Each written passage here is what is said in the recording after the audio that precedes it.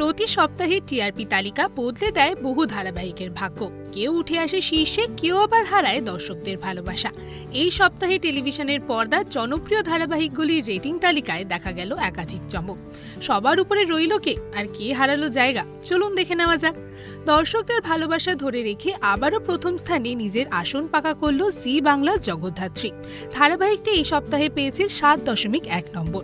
মাঝখানে কয়েক সপ্তাহ শীর্ষস্থান হারালেও ফের নিজের আসনে ফিরে এসেছে এই জনপ্রিয় ধারাবাহিক। গল্পে বাবা মেয়ের মিলন যেন দর্শকদের আরও টানছে।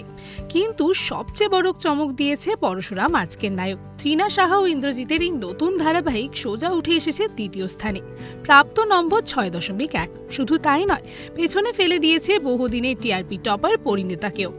একই নম্বর পেয়ে দ্বিতীয় স্থানে রয়েছে আরেক ধারাবাহিক ফুলকি। বছরের শুরুতে টিআরপি তালিকার শীর্ষে রাজ করছিল পরিণীতা, তবে এবার সেই ধারাবাহিকটি নেমে এসেছে তৃতীয় স্থানে, প্রাপ্ত নম্বর 6। ধারাবাহিক প্রেমীদের মন যে এতে একটু ভেঙেছে তা বলাই যায়। চতুর্থ স্থানে 5.6 রেটিং নিয়ে রয়েছে রাঙামতি তীরন্দাজ, আর পঞ্চম স্থানে রয়েছে চিরদিনই তুমি যে আমার। জিতু কমল ও দিতিপ্রিয়া রায়ের এই ধারাবাহিক পেয়েছে 5.4 নম্বর। ষষ্ঠ স্থানে রয়েছে কথা। এই সপ্তাহে টিআরপি স্কোর 5.1। সপ্তম স্থান দখল করেছে গৃহপ্রবেশ, টিআরপি স্কোর 5। তবে এই সপ্তাহে অষ্টম স্থানে রয়েছে একসাথে 4টি ধারাবাহিক। 4.6 রেটিং নিয়ে রয়েছে গীতা এলএলবি, চিরসখা, অনুরাগের ছোঁয়া ও রোশনাই। নবম স্থানে রয়েছে কোন গোপনে মন ভেসেছে, প্রাপ্ত নম্বর 4.5। এবং দশম স্থানে 3.7 রেটিং নিয়ে রয়েছে মিত্তির বাড়ি।